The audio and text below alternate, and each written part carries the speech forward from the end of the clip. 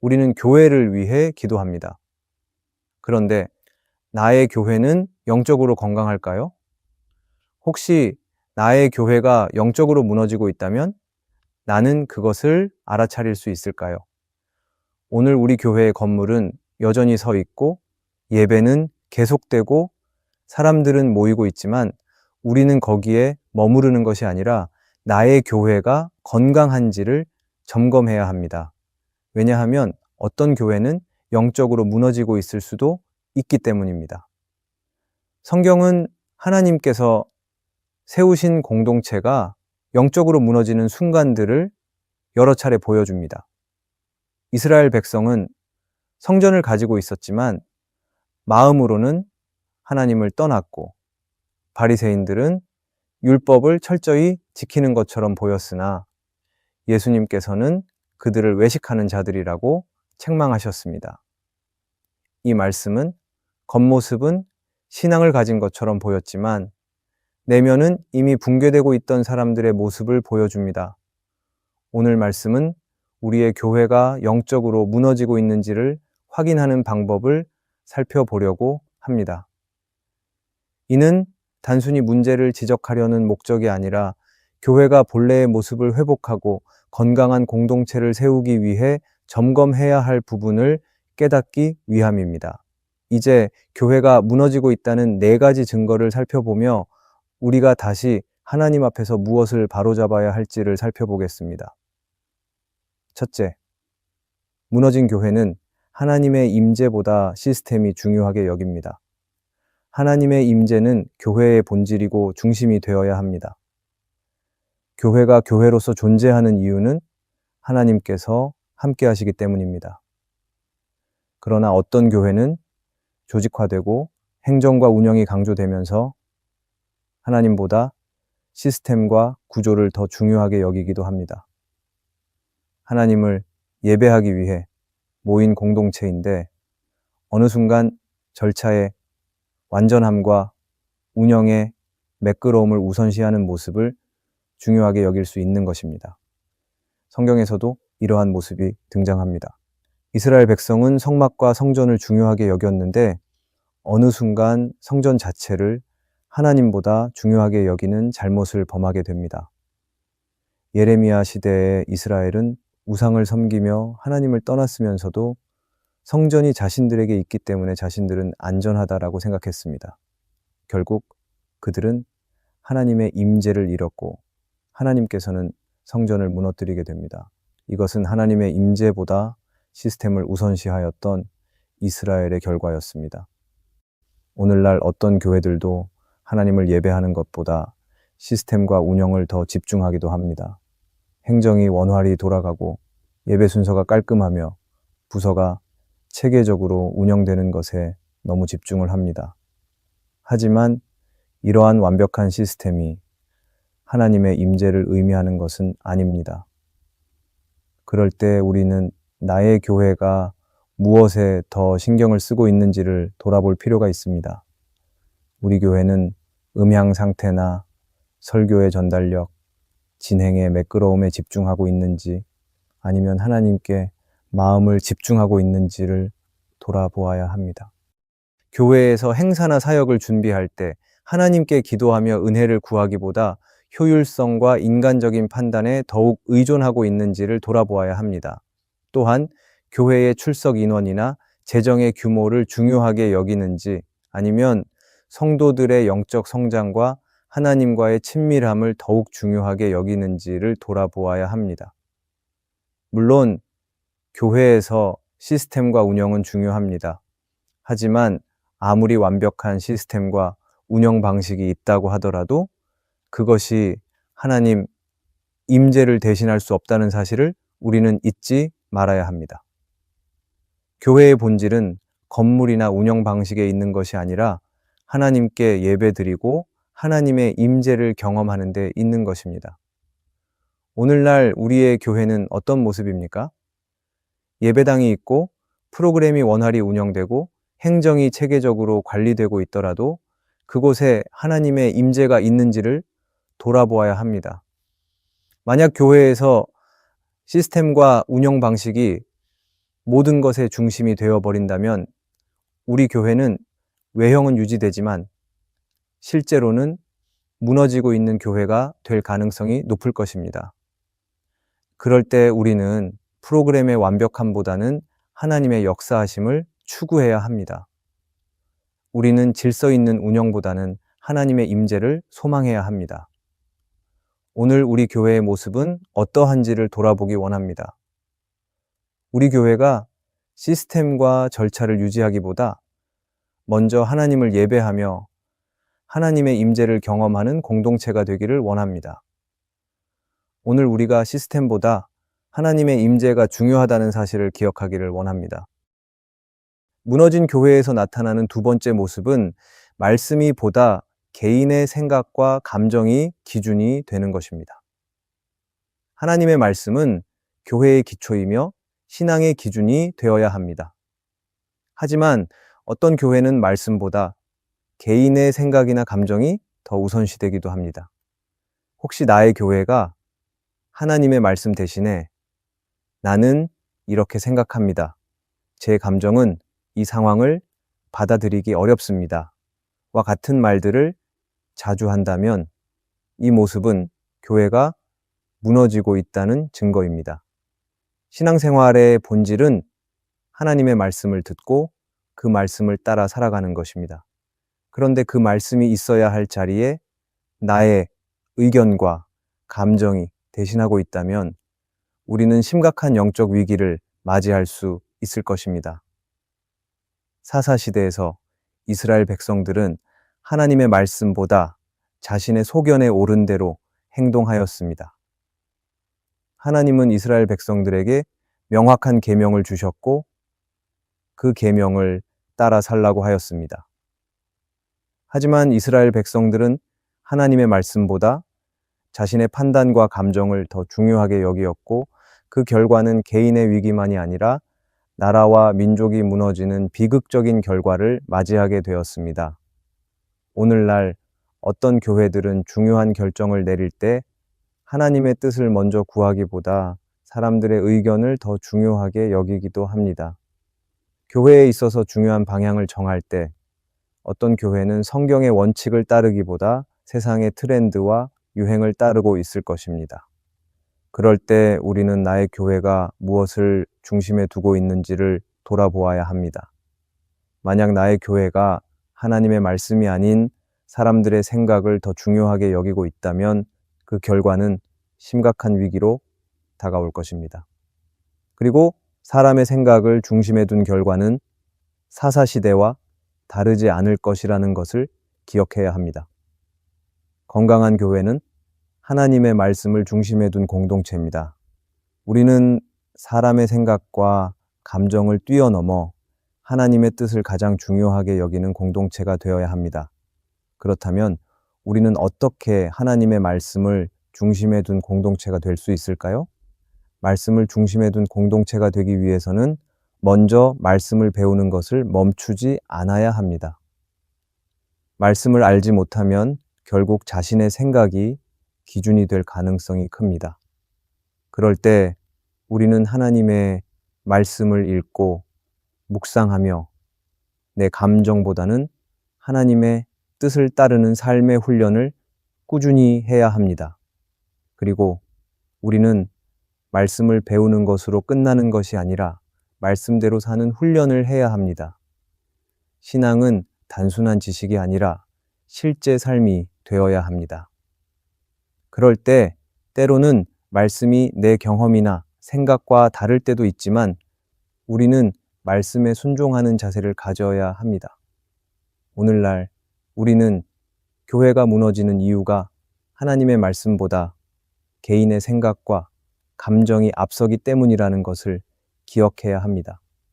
그러기에 우리는 하나님의 말씀을 신앙과 공동체의 중심에 두고 우리의 생각과 감정을 내려놓으며 하나님의 뜻을 구해야 합니다.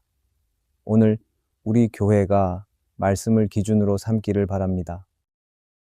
무너진 교회에서 나타나는 세 번째 모습은 성도들이 교회를 떠나도 아파하지 않는다는 것입니다. 교회의 가장 중요한 것은 하나님이지만 그만큼 하나님을 믿는 성도들도 중요합니다. 왜냐하면 교회는 건물이 아니라 함께 예배하는 공동체가 교회이기 때문입니다. 그럴 때 한 명의 성도가 교회를 떠나는 것은 단순한 출석 인원의 감소가 아니라 몸의 일부를 잃는 것과도 같은 것입니다. 그런데 어떤 교회들은 성도들이 교회를 떠나도 크게 신경 쓰지 않을 수도 있습니다. 어차피 떠나는 사람들은 언젠가는 떠날 것이고 다시 올 사람은 결국 돌아올 거라는 생각을 하며 떠나는 사람을 보며 가슴 아파하지 않을 수도 있습니다. 하지만 이러한 태도는 영적인 무감각과 더불어 교회가 무너지고 있다는 신호일 수도 있습니다. 예수님은 잃어버린 한 마리의 양을 중요하게 여기셨습니다. 양 100마리 중 한 마리를 잃었을 때 99마리를 들에 두고서라도 그 한 마리를 찾는 것이 목자의 마음이라고 예수님은 말씀하셨습니다. 이 말씀은 오늘 교회에 있는 성도 한 사람 한 사람이 소중하다는 것입니다. 그럴 때 우리는 교회에서 성도 한 명의 부재를 당연하게 여기는 것이 아니라 영적으로 방황하는 그의 마음을 생각하며 가슴 아파하며 다시 품으려는 기도하고 노력을 해야 합니다. 사도행전에 나타난 초대교회는 성도들이 서로를 돌보며 하나의 공동체로 살아가는 모습을 보여줍니다. 초대교회는 모든 물건을 서로 나누었고 재산과 소유를 팔아서 각 사람의 필요를 채워주었습니다. 그리고 그들은 날마다 함께 모여 기쁨과 순전한 마음으로 교제하고 하나님을 찬미하는 공동체로 나아갔습니다. 초대교회가 말하는 교회의 모습은 단순히 함께 모여 예배드리는 것만이 아니라 서로를 가족처럼 깊이 돌보는 모습을 보여주고 있습니다. 그들에게 있어서 어려움에 처한 성도는 외면의 대상이 아니라 함께 붙들며 끝까지 함께 나아가는 가족이었습니다. 하지만 오늘날 어떤 교회는 성도들이 교회를 떠날 때 별다른 반응을 보이지 않기도 합니다. 물론 성도가 교회를 떠나는 것에는 어쩔 수 없는 현실적인 문제가 있을 수도 있지만 떠나는 성도를 무감각하게 받아들이는 교회가 될 때 이것은 교회가 무너지는 신호일 수도 있습니다. 왜냐하면 교회에 서로에 대한 관심과 사랑이 식어가는 모습일 수 있기 때문입니다. 존 스토트는 그의 저서 살아있는 교회에서 다음과 같이 말합니다. 교회는 조직이나 프로그램이 아니라 사람과 사람 사이의 관계로 이루어진 공동체입니다. 이 말은 진정한 교회는 관계 중심적이어야 하고 교회에 있어서 관계가 약화될 때 교회는 형식적인 기관으로 바뀔 위험이 있다고 말하는 것입니다. 교회가 서로를 돌보고 사랑하며 나아갈 때 교회는 건강하게 유지될 수 있지만 반대로 성도 한 명이 떠나도 아무도 신경 쓰지 않는다면 그 교회는 영적으로 무너지고 있을 가능성이 큰 것입니다.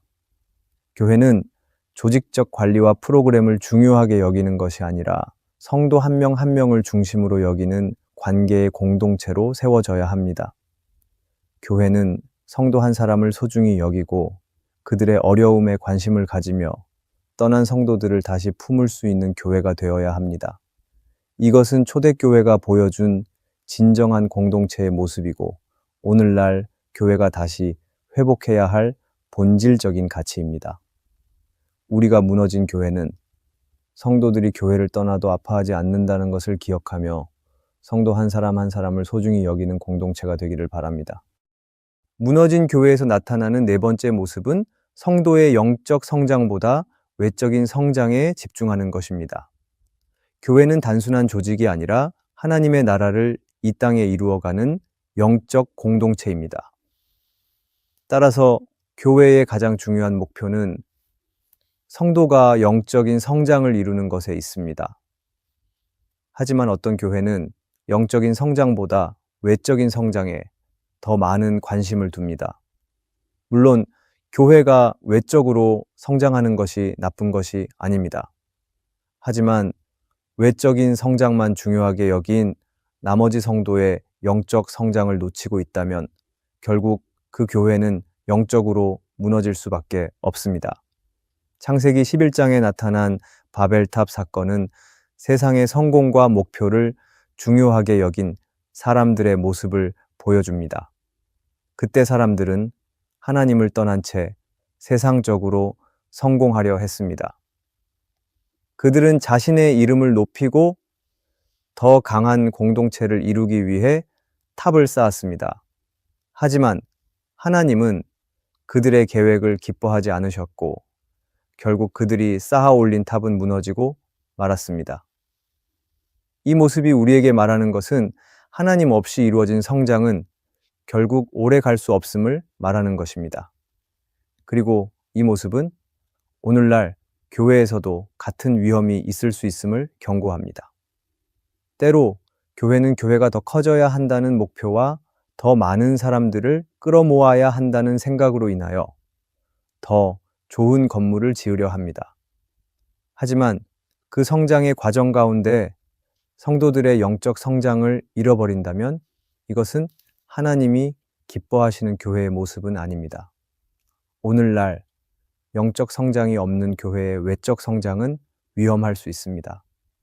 교회의 규모는 커졌지만 성도들이 예배에서 감격을 느끼지 못하고 말씀을 삶에 적용하지 않고 기도에 힘쓰지 않는다면 이것은 진정한 교회 성장이라고 말할 수 없습니다. 예수님의 모습은 많은 사람을 모으는 것이 아니라 참된 제자를 세우는 것이었습니다.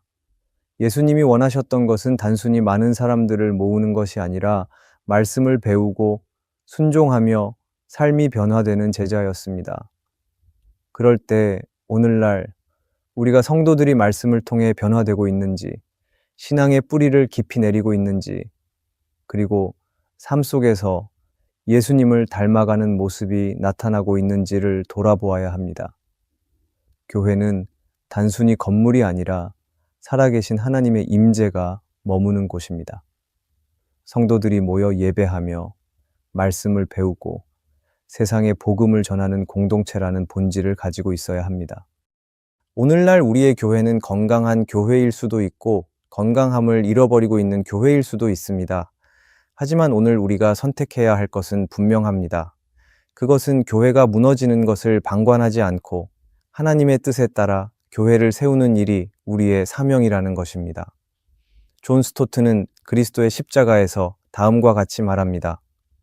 우리는 교회의 부패를 말하기 전에 내가 먼저 빛과 소금의 역할을 감당하고 있는지를 돌아보아야 합니다. 오늘날 우리는 교회의 부족함을 지적하며 교회의 변화를 외치는 것으로 끝나서는 안 됩니다. 오늘날 변화는 먼저 우리 안에서 시작되어야 하는 것입니다. 그럴 때 우리는 내가 하나님 앞에 바로 서기를 힘쓰고 내가 말씀을 회복하고 내가 기도로 교회를 다시 세우는 일에 힘써야 합니다. 그렇게 내가 먼저 변화되고 내가 먼저 헌신할 때 우리의 교회는 다시 견고히 세워질 것입니다. 이 땅의 교회는 때로 연약해 보일 수 있지만 하나님께서는 교회를 결코 포기하지 않으십니다. 그럴 때 우리는 오늘도 교회를 사용하시고 사랑하시는 하나님의 마음을 기억하며 나아가야 합니다. 하나님의 그 신실하신 계획에 동참하며 우리의 역할과 책임을 다하기를 소망합니다. 오늘의 말씀이 은혜가 되셨다면 댓글에 아멘이라고 적어주시면 감사하겠습니다. 여러분들이 남겨주시는 댓글은 정말 큰 힘이 됩니다. 그리고 여러분들이 눌러주시는 좋아요와 구독도 큰 힘이 됩니다. 오늘도 함께 해주셔서 감사합니다.